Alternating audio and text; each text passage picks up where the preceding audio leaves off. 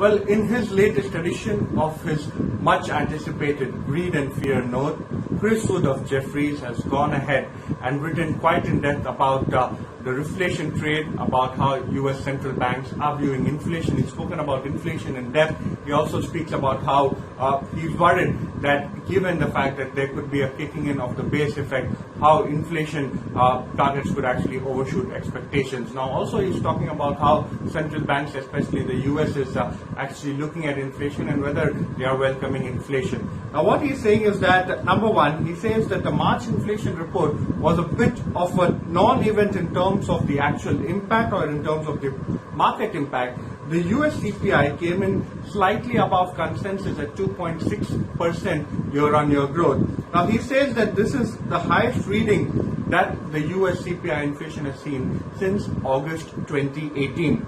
He also states that the base effect had been fully signaled by a chorus of Fed speakers in recent weeks and indeed months. So clearly the Fed has been indicating and has been giving indications to the market there could be higher inflation and the inflation could actually overshoot targets.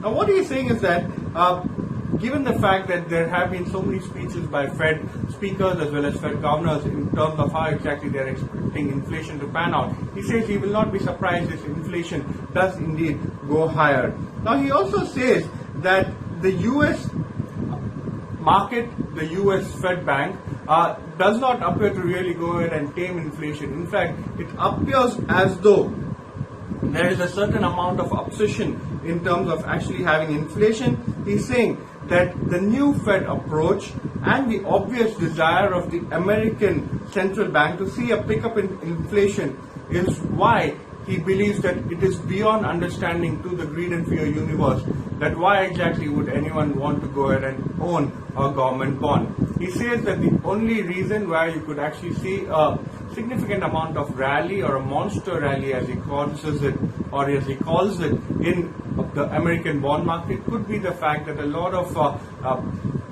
market participants believe that vaccines will actually prove to be ineffective. He's also spoken in depth about worries of a lockdown. He's also spoken about how one of the biggest risks to the rally or the market rally could be the fact that the number of cases, especially in a country like India, is actually growing at a very alarming pace. He believes that this is something that is a bit of a worry, and he believes that it does need to be looked at quite closely. He says that if indeed there is a significant amount of pickup as far as inflation figures goes, he believes that there could be a significant amount of changing of exposure of market participants from the bond market to the equity market, and he believes that this could prove to be a further leg up as far as the equity rally is concerned. Overall, it's quite a cautious note coming in from Chris Wood, especially regarding inflation and also how there is an increasing number of cases as far as coronavirus is concerned.